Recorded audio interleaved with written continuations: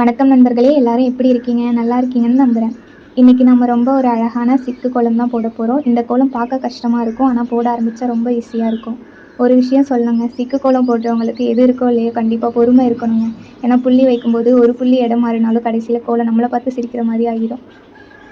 சிக்கு கோலத்தில் முக்கியமான விதி என்னென்னா, புள்ளியை தொடக்கூடாது, அதை சுற்றி தான் கோடு போட போகிறோம். நீங்கள் போட்டு முடித்ததுக்கப்புறம் நம்மளாம் இப்படி போட்டோம், அடடே எவ்வளோ அழகாக வந்திருக்கு அப்படின்னு தோணும். நம்ம பாட்டி, அம்மா எல்லோரும் இப்படி தாங்க தினமும் கோலம் போட்டு வீட்டை அழகாக வச்சுருந்தாங்க. கோலம் அப்படிங்கிறது அலங்காரத்துக்காக மட்டும் இல்லைங்க, அது பொறுமை, கவனம், ஒழுக்கம் ஆகியவற்றை கற்றுக் கொடுக்குற ஒரு அழகான கலைங்க. இப்போ இந்த கோடுகளை முழுசாக இணைச்சா கோலம் ரெடி ஆகிரும். ரொம்ப அழகாக இருக்குது இல்லையா? இந்த கோலத்தை நீங்களும் வீட்டில் போட்டு பாருங்கள். முதல்ல கொஞ்சம் நேரம் எடுத்துக்கும், ஆனால் பயிற்சி வந்துட்டால் ஈஸியாக போட்டுடலாம்.